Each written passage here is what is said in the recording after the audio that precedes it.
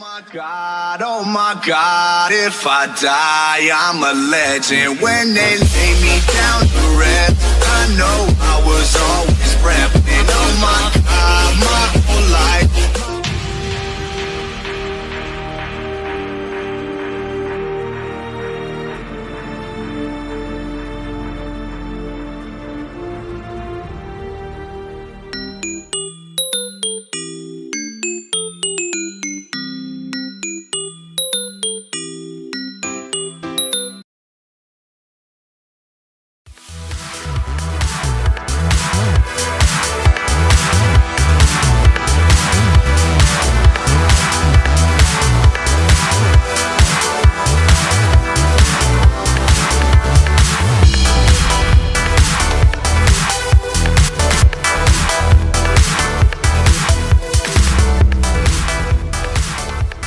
Assalamualaikum warahmatullahi wabarakatuh. Saya Abdul Rasid. Saya adalah calon guru penggerak angkatan ke-6 dari Kabupaten Karawang. Bersama saya ada Ibu Febri. Ibu teh mengajar pelajaran geografi. Oke. Rencana akan ke kelas di kelas mana, Ibu? Di kelas 11. Kelas 11, kelas berapa? IPS 2. IPS 2. Nah, kira-kira tujuan pembelajaran yang Ibu mau sampaikan nanti itu apa, Bu? Tujuannya adalah agar anak-anak bisa bertoleransi terhadap keberagaman yang ada di Indonesia. Jadi toleransi ya berarti ya. Nah, kira-kira apa yang mau dikembangkan oleh Ibu pada saat pembelajaran? Yang akan dikembangkan adalah sikap anak-anaknya terhadap perbedaan yang ada di lingkungan sekitarnya. Oke, terus? Sikap toleransinya, sikap kejujurannya, dan sikap lainnya. Oke, jadi sikap yang jadi fokus utama? Ya. Oke. Nah, dengan cara apa Ibu nanti mengembangkan sikap anak tadi? Dengan cara mereka akan mencari berbagai keberagaman asal-usulnya dan apa saja keunikan dari setiap budaya yang ada di Indonesia. Nanti mereka akan mengetahui perbedaan-perbedaannya sehingga mereka merasa kagum terhadap perbedaan itu dan merasa toleransi itu penting adanya di Indonesia karena ada keberagaman itu. Oke. Jadi ada aspek lain yang ingin dikembangkan nanti di sana? Keterampilannya mereka bisa mengetahui persebaran kebudayaan. Karena saya mengajar geografi, maka saya ingin mereka bisa mengetahui persebaran keberagaman budaya yang ada di Indonesia melalui peta. Oke, jadi itu yang akan Ibu kembangkan dengan strategi yang Ibu siapkan. Ya, mudah-mudahan pengembangan aspek-aspek tadi bisa tercapai dalam proses pembelajaran yang Ibu rencanakan. Oke, itu saja. Mungkin terima kasih atas waktunya Bu Febri. Dan itulah wawancara saya dengan Ibu Febri Zahratul Mustafawi. Terima kasih. Assalamualaikum warahmatullahi wabarakatuh. Kegiatan observasi di kelas.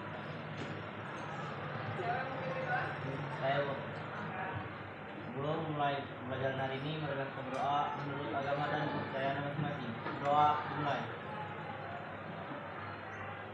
Berdoa selesai. Memberi salam. Assalamualaikum warahmatullahi wabarakatuh.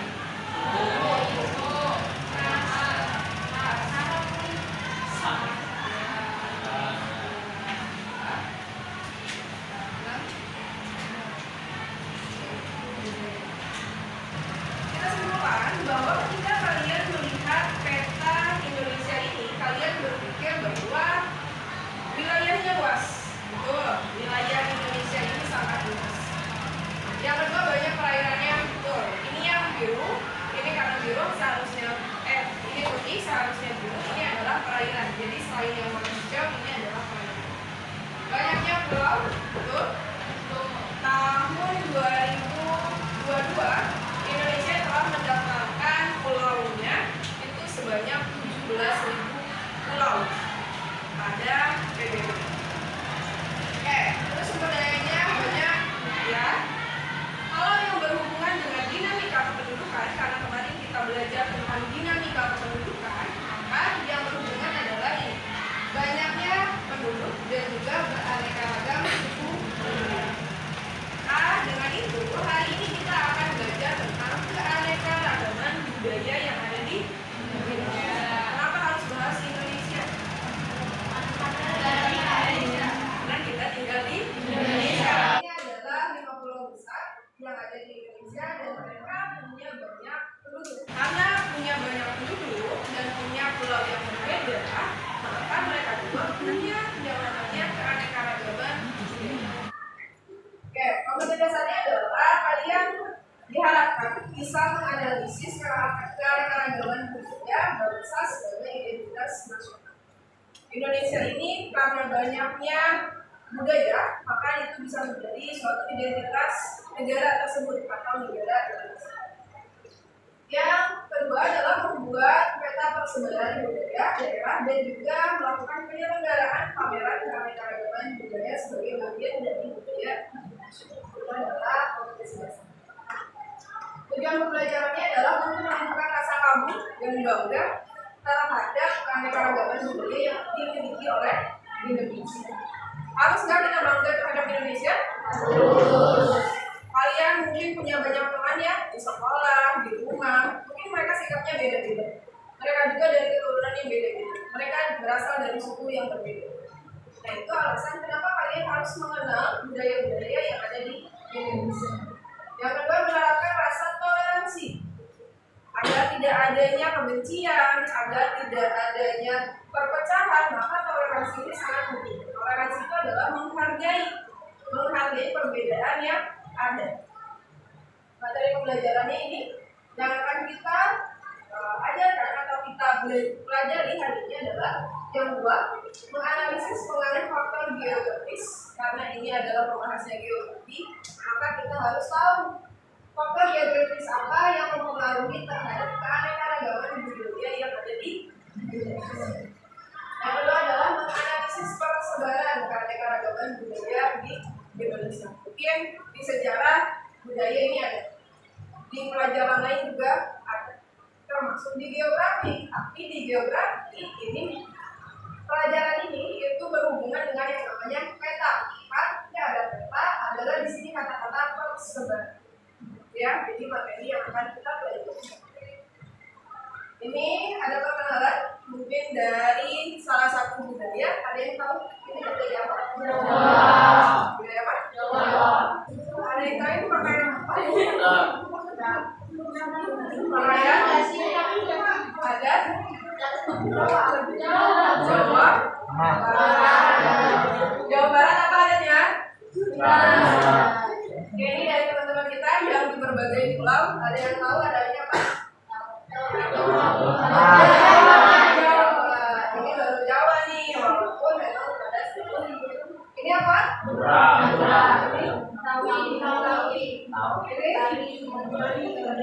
Ada yang tahu ini apa? Sumatera Barat itu ini adanya apa? Sumatera Barat itu menjadi beberapa.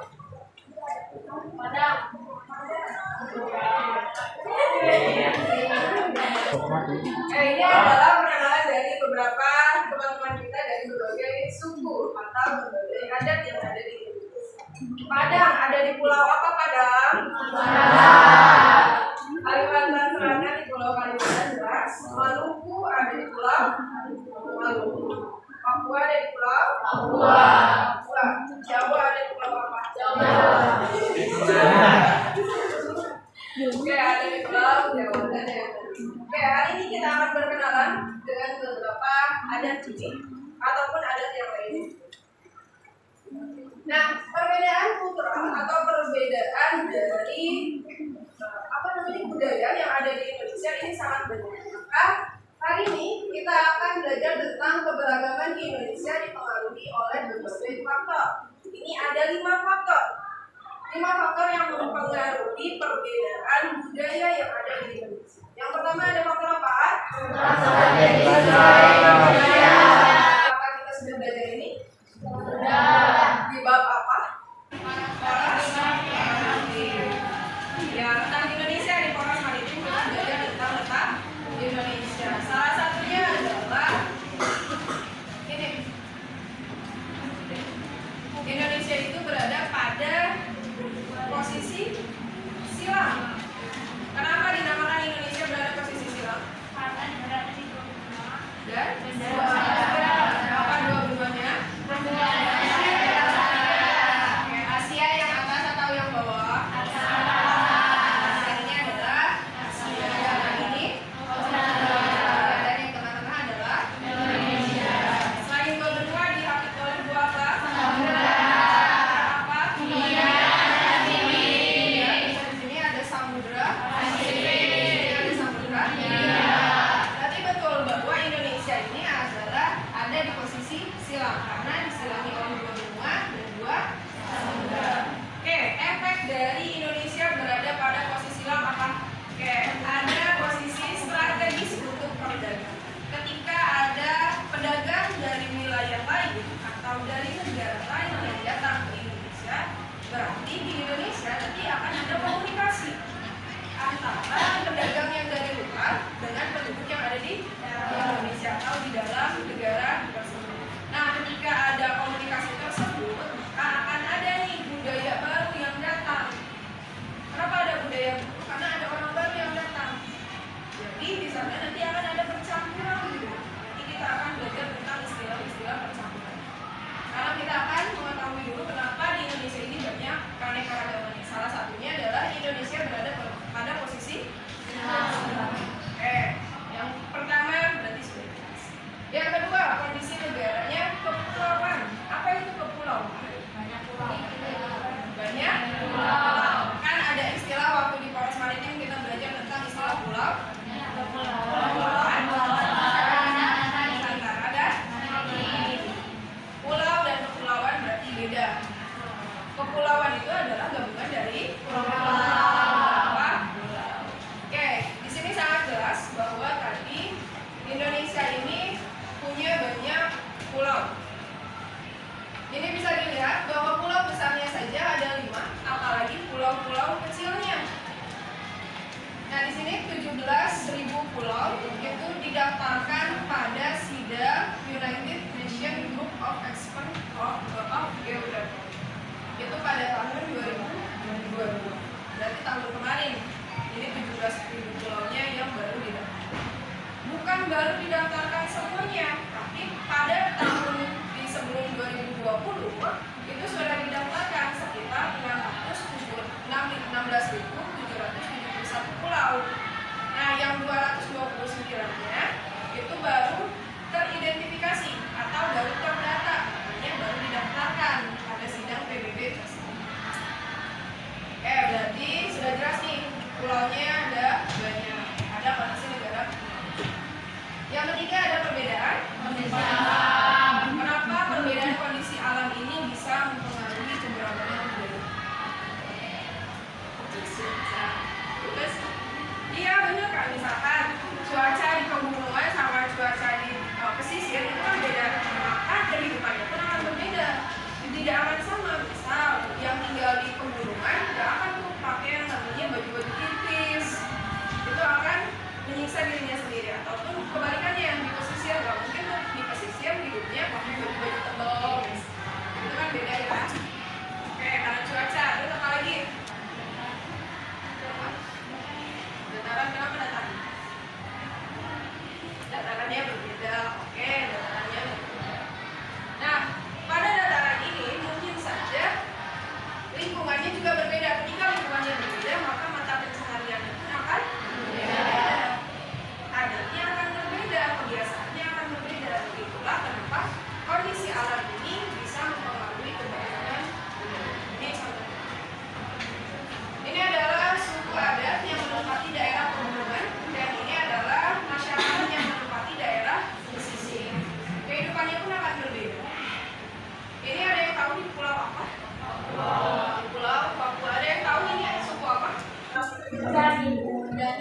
Suku Dani. Suku Dani itu adalah salah satu suku yang menempati pegunungan yang ada di Papua selain suku Asmat.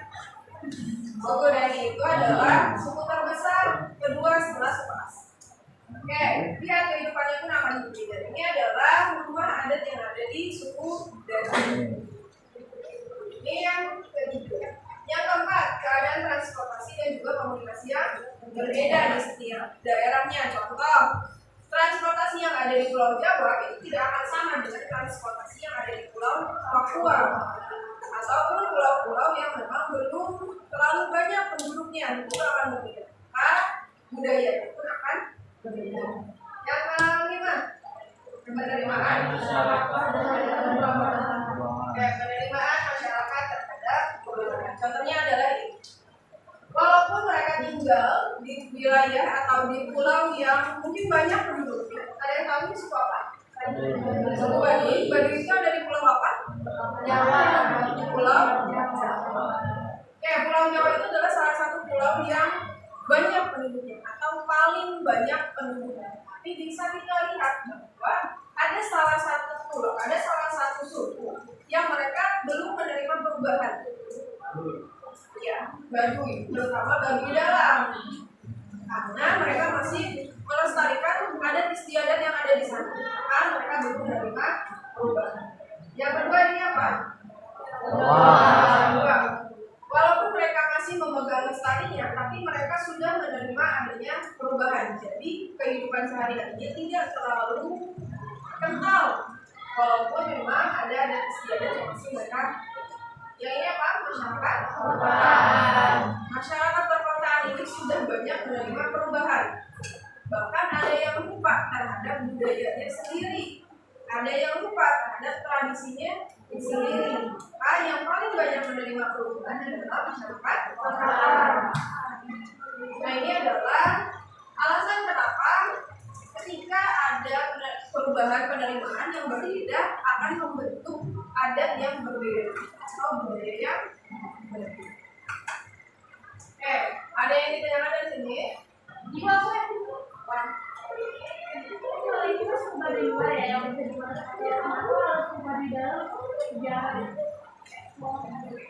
Ada satu teman saya, orang Banten, dia pernah ikut ekspedisi ke Baduy Dalam. Jadi Baduy Dalam, kalau masuk ke Baduy Dalam itu harus seizinnya dulu, nggak bisa tiba-tiba kita datang ke tempatnya terus kita masuk ke desanya. Ada salah satu kampung adat yang pernah saya datangi, itu namanya Kampung Adat Dukuh. Jadi kalau mau ke sana kita harus izin dulu, izin ke salah satu pemuda di sana yang mengelolanya. Nah, suku Baduy Dalam ini tidak menerima yang namanya pemotretan. Jadi ketika masuk ke suku Baduy Dalam, kalian harus mematikan handphone, karena yang pertama di sana susah sinyal, yang kedua mereka tidak mau terekspos oleh orang lain. Makanya ketika datang ke sana dari luar, dari suku Baduy luar, kalian harus jalan kisaran 2 jam ke suku Baduy Dalam. Jadi masuk ke hutan, nanti ke gunung, itu suku Baduy Dalam. Itu cerita dari teman saya. Nah, jadi kenapa mereka tidak mau menerima adanya pemotretan ataupun yang lainnya, tidak boleh memakai suku Baduy Dalam, karena mereka takut adanya perubahan yang masuk dari luar ke dalam. Ketika ada perubahan masuk dari luar ke dalam, itu pasti akan ada perubahan di adat mereka juga. Makanya mereka menentang yang namanya elektronik ataupun yang lainnya, mereka menentang karena mereka takut adatnya rusak. Jadi mereka masih memegang adat dari mereka. Sebenarnya banyak cerita-cerita unik dari berbagai suku yang ada di Indonesia atau berbagai budaya yang ada di Indonesia. Nah, untuk itu kalau saya yang mencari sendiri itu akan lama. Makanya di sini kita akan cari bareng-bareng. Cara cari bareng-barengnya adalah di sini saya mau bentuk sebanyak 12 kelompok. Jadi satu kelompok hanya ada 3 orang. Oke, 4. Jadi 2 meja ya. 2 meja. Nah, tugasnya untuk apa? Tugasnya kalian nanti akan mencari berbagai suku yang ada di Indonesia. Jadi satu kelompok hanya satu suku. Mau sukunya dari sini silakan, ataupun kalian punya ketertarikan dengan suatu suku. Misal saya emang nggak ada sukunya di sini, tapi mau cari sendiri boleh nggak? Boleh. Yang penting ada di Indonesia. Nanti disimpannya di mana? Disimpannya itu di paten. Di sini. Kayak waktu itu. Iya, kayak waktu itu kita pakai paten. Kan di paten itu kan ada foto yang di atasnya sebagai identitas. Kalian mau simpan foto rumah adatnya silakan, mau simpan baju adatnya silakan. Ya. Yang harus dicari yang pertama adalah adat itu ada di wilayah mana. Yang kedua, keunikan apa yang bisa diambil dari adat tersebut.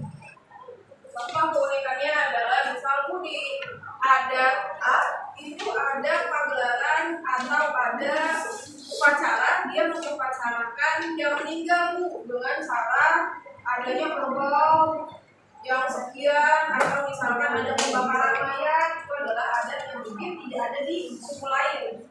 Ya, jadi itu keunikannya. Atau apa terserah kalian. Terus yang ketiga adalah nama baju adatnya sama rumah adatnya. Keunikan dari adat tersebut.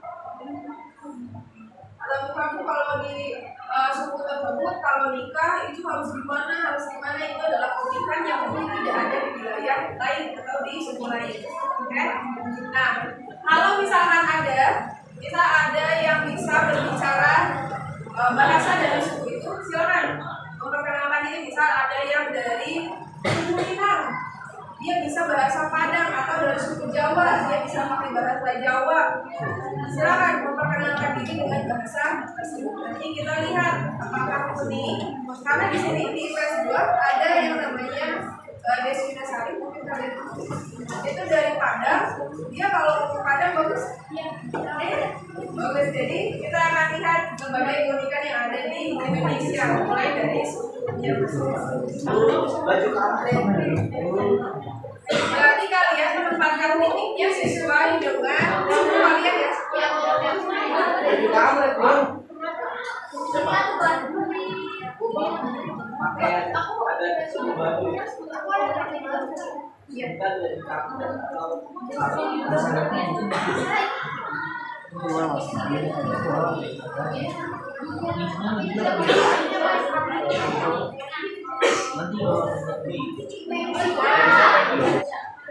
Oke, ini sudah ada yang mengirim suara, kita lihat sebelumnya. Ini adalah suku Dayak Melayu. Kenapa harus mengirimkan hanya bisa satu foto? Karena ini sebagai identitas saja.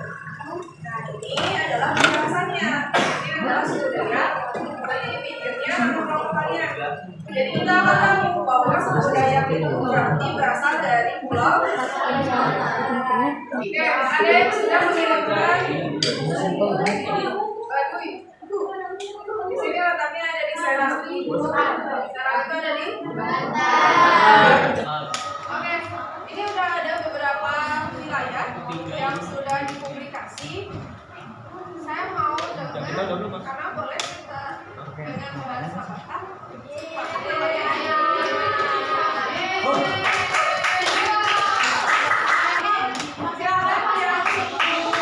Suku Batak dijelaskan sedikit ini seperti apa, keunikannya apa, dan tempatnya di mana. Kalau kita nyari suku Batak di wilayah Sumatera Utara, keunikannya terkenal masyarakatnya dengan adanya kelas, terus menikah harus berbeda harganya. Ada manufakta, mengulosi, sama musiknya makanan yang khas seperti dari Maroko sama Saksak. Nama baju adat untuk pakaian adat pria bagian atas disebut dengan ampe-ampe, dan pada bagian bawah disebut dengan simpol. Berbeda dengan pakaian adat lembur, dan bagian bawah disebut dengan kain, dan juga ada kain ulos.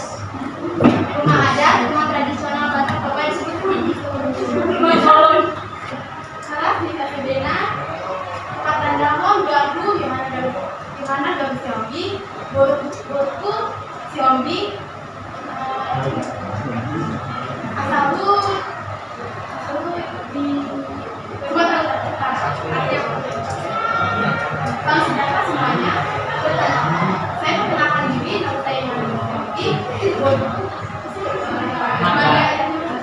Madamku Romi, asalku cuma. Jawab.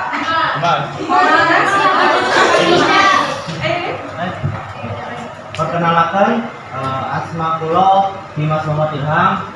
Terus kulo ing Sukoharjo Jawa Tengah. Saniki bumi kulo teng Dawan Riku. Artinya apa nih? Perkenalkan, Muhammad Ilham. Saya lahir di Jawa Tengah, Sukoharjo. Sekarang saya tinggal di Dawan. Kita sedang mendengar bahasa apa saja? Itu adalah beberapa bahasa yang berasal dari suku, adat, atau budaya yang ada di Indonesia.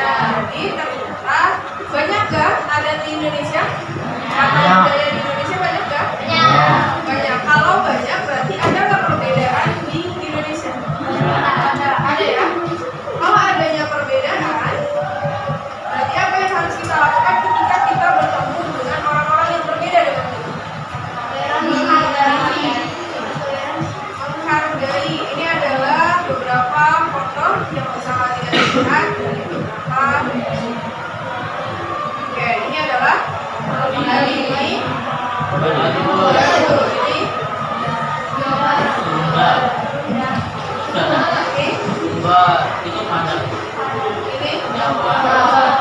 Berarti kita sudah berkenalan dengan beberapa suku atau beberapa budaya. Pertanyaannya adalah, tidak atau tidak keragaman budaya yang ada di Indonesia? Tidak. Dengan adanya perbedaan itu membuat Indonesia ini indah, sehingga memiliki daya tarik untuk orang-orang luar. Dan dengan adanya perbedaan itu sisi positif, tapi ada juga sisi negatifnya nih. Sisi negatifnya itu adalah kadang kita merasa berbeda atau kadang kita merasa terspesialkan padahal semuanya sama. Adanya perbedaan. Lalu pertanyaan yang kedua adalah bagaimana sikap kita yang seharusnya kita lakukan ketika kita ingin menghargai perbedaan yang apa yang harus dilakukan? Saling menghormati, terus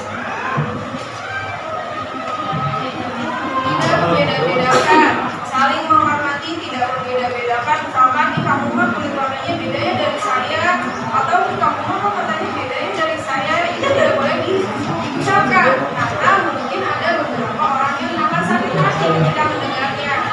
Atau misalkan kok nada kamu beda ya mungkin sama saya.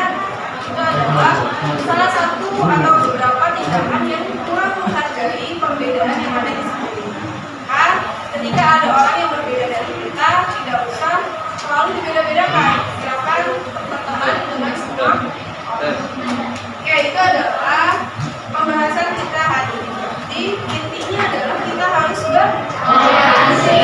Mau dari agama apapun, mau dari suku apapun, mau dari wilayah manapun, maka kita harus bertoleransi. Oke, ini adalah materi kita hari ini. Kita akan bertemu lagi di pertemuan selanjutnya. Sebelum kita mengakhiri pelajaran ini, silakan akhiri dengan doa. Siapa yang ingin memimpin? Sebelum mengakhiri pembelajaran hari ini, marilah kita berdoa menurut agama dan kepercayaan masing-masing. Doa dimulai.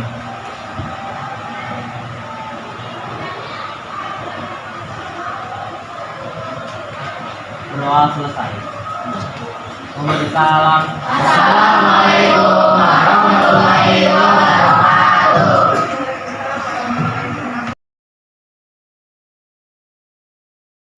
Assalamualaikum warahmatullahi wabarakatuh. Perkenalkan, nama saya Abdul Rosid. Saya adalah calon guru penggerak angkatan ke-6 dari Kabupaten Karawang. Pada hari ini kita akan melakukan wawancara pasca observasi, yaitu dengan guru mata pelajaran Bu Febrina Jaratul Mustafawi, dan juga ada Ibu Yayah Juwariah sebagai pengajar praktek di angkatan ke-6 untuk CGP-nya. Baik, Bu Haji terima kasih sudah datang, dan Bu Febrina sudah meluangkan waktunya. Hari ini kita akan melakukan wawancara pasca observasi ketika kegiatan pembelajaran di kelas. Kira-kira dari apa yang sudah dilakukan kemarin, apa yang bisa direfleksikan oleh Bu Febrina? Dari pembelajaran yang sudah dilaksanakan, saya merasa senang dengan antusias anak-anak karena itu adalah salah satu harapan yang mungkin bisa dikatakan terlaksana. Jadi anak-anak merasa antusias dalam pembelajaran keragaman budaya. Karena menurut saya dalam pembelajaran ini sangat bagus untuk mengenal keragaman budaya yang ada di Indonesia. Karena ada keindahannya dan keunikannya. Dan itu terlaksana, saya merasa senang. Tapi ada juga kekurangannya yang mungkin saya rasa belum maksimal harapan itu terwujud. Yaitu adalah anak-anak belum percaya diri dalam membangkitkan potensi yang dimiliki oleh siswa tentang budaya tersebut. Salah satu contohnya adalah bahasa daerah. Karena di dalam kelas itu ada beberapa murid yang mungkin berasal dari suku budaya yang berbeda dengan kita di sini. Ada salah satunya murid yang berasal dari Sumatera, atau ada juga yang berasal dari Kalimantan. Nah, itu mereka diminta untuk mengenalkan bahasa daerahnya, tapi mereka masih malu ataupun tidak percaya diri untuk memperkenalkan bahasa mereka. Itu yang saya rasa belum maksimal harapan saya terwujud di situ. Oke, jadi masih ada beberapa siswa yang belum pede. Iya. Oke. Kira-kira apa yang bisa Ibu lakukan lagi untuk membangkitkan kepercayaan diri anak-anak? Kalau saya merasa mungkin mereka belum percaya diri karena mereka tidak banyak teman-teman sesukunya yang di sini. Ya. Jadi mereka merasa mereka minoritas. Nah, untuk membangkitkan itu saya ada beberapa rencana. Salah satunya yang pertama adalah saya ingin memperkenalkan teman-teman saya yang berasal dari luar pulau juga. Oh gitu. Selama masa kuliah, karena ada beberapa teman kuliah saya yang berasal dari luar Pulau Jawa, ada juga yang di dalam Pulau Jawa. Saya ingin memperkenalkan kepada mereka bahwa ternyata banyak suku dari mereka yang ada di beberapa wilayah. Tapi ada juga rencana yang kedua, saya ingin anak-anak itu nanti berkenalan dengan beberapa orang yang mungkin beda dari mereka sukunya. Misal ada siswa yang berasal dari suku Sunda, maka saya nanti menginginkan mereka itu berkenalan atau berteman dengan suku dari Sumatera, dari Kalimantan, ataupun dari daerah yang lainnya, misal dari Jawa. Itu adalah yang kedua. Yang ketiga, saya ingin memperkenalkan beberapa video yang mungkin dibuat oleh konten kreator tentang suku budaya yang ada di Indonesia. Jadi kalau mereka kemarin hanya mencari tentang melewati bacaan-bacaan saja, nah nanti kedepannya saya ingin mereka melihat beberapa video yang terkait dengan budaya tersebut. Jadi mereka langsung melihatnya tapi melalui media berupa video. Jadi Ibu punya rencana melakukan pengayaan pembelajaran, bukan hanya sekedar menambah bahan bacaan yang cetak, tapi juga mungkin mengambil sumber dari audio visual yang ada di YouTube atau apa gitu ya. Nah, kira-kira kalau Ibu punya waktu tertentu sebagai target pelaksanaan, kira-kira Ibu akan lakukan kapan? Punya rencana seperti itu, kapan bisa dilaksanakan? Mungkin kalau itu di pertemuan-pertemuan selanjutnya di bulan Maret ini. Di bulan Maret, di akhir-akhir Maret. Dengan konsep yang sama atau di kelas yang berbeda gitu ya? Iya. Oke. Jadi nah, selain yang dirasa tadi tentang sikap atau keterampilan komunikasi yang diamati oleh Ibu Febri, kira-kira strategi atau pendekatan yang kemarin dilakukan itu seperti apa? Apakah sudah sesuai dengan tujuan yang diharapkan? Kalau pendekatan yang kemarin saya rasa sudah ada yang sesuai. Mereka mencari tentang keberagaman budaya, tapi mereka yang mencarinya. Itu yang menurut saya sesuai dengan, jadi bukan hanya mendengar dari gurunya saja. Dan siswa sudah aktif gitu ya? Sudah aktif untuk mencari keberagaman budaya. Saya rasa sudah sesuai. Cuman tadi kekurangan itu mungkin nanti akan saya sesuaikan lagi dengan pendekatan-pendekatan lainnya yang bukan hanya mencari bacaan tapi juga bisa mencari teman yang beda suku ataupun mencari video-video yang berkaitan dengan suku budaya. Oke, jadi apa yang menjadikan catatan kekurangan tadi sudah Bu Febri rencanakan akan dilakukan perbaikan dan itu sebagai bentuk tindak lanjut dari apa yang sudah Ibu Febri lakukan dan hasil refleksi dari Bu Febri. Ya. Kira-kira ada lagi yang ingin Ibu kembangkan ke depan mungkin dalam waktu dekat untuk pembelajaran, untuk keterampilan pedagogik dan segala macamnya? Kalau dari itu mungkin pengembangan diri saya sendiri mungkin Pak. Karena kan untuk mengembangkan minat dari anak mungkin gurunya dulu yang akan mengembangkan dirinya sendiri. Oke. Nah untuk pengembangan itu mungkin saya akan lebih banyak belajar bagaimana cara menyampaikan keberagaman suku yang ada di Indonesia kepada anak-anak. Bagaimana caranya mereka bisa kagum, mereka bisa merasa merasa kagum dan bangga bahwa mereka memiliki banyak suku yang berbeda. Begitupun yang ada di lingkungan mereka, mungkin mereka punya teman yang berbeda dari suku ataupun yang lainnya. Nah, saya ingin mereka itu bisa untuk merasa bangga tersebut atau kagum. Maka saya akan lebih banyak belajar baik itu dari teman-teman saya yang beda suku ataupun dari beberapa video yang akan saya pelajari tentang berbagai macam suku dan saya akan ceritakan kepada mereka apa kelebihan dari suku-suku tersebut. Oke, Itu jadi salah satunya. itu cara upgrade-nya. Iya. Tidak tertarik dengan webinar atau seperti itu? Saya tertarik Pak. Jadi selain yang tadi saya akan pelajari, saya juga akan belajar ke beberapa, mungkin ada acara seminar yang kalau ada acara seminar saya akan mengikuti itu agar saya, atau webinar-webinar agar saya juga bisa mengembangkan diri bagaimana caranya untuk melakukan pembelajaran kepada anak di zaman sekarang. Mungkin berbeda kan dengan zaman yang dulu. Jadi saya akan belajar bagaimana menyampaikan materi-materi yang akan saya sampaikan kepada anak-anak agar membangkitkan minat anak-anak itu sendiri. Satu hal lagi Bu Febri, kalau sepengamatan Ibu, bagaimana keterampilan penggunaan gadget di anak? Apakah sudah terampil atau memang perlu ditingkatkan? Kalau untuk penggunaan gadget, anak zaman sekarang itu lebih kreatif dan lebih optimal. Namun ada beberapa siswa yang mungkin menggunakan gadgetnya hanya untuk itu saja, tidak untuk pembelajaran. Tapi kalau untuk kekreatifan menggunakan gadget, anak-anak sudah sangat sudah sangat kreatif untuk menggunakan gadget tersebut. Hanya saja harus diarahkan ke beberapa pengarahan yang benar saja. Oke, jadi mungkin itu tantangan buat kita semua. Jadi pendekatan ke siswa bisa melakukan bisa lewat aplikasi-aplikasi yang ada di gadget mereka gitu ya. Oke, terima kasih Bu Febri. Jadi demikian wawancara yang saya lakukan dengan Ibu Febrina sebagai pengampu mata pelajaran geografi setelah observasi kemarin. Saya ucapkan terima kasih buat Bu Haji dan Bu Febri. Saya tutup. Assalamualaikum warahmatullahi wabarakatuh. Waalaikumsalam warahmatullahi wabarakatuh. Assalamualaikum warahmatullahi wabarakatuh.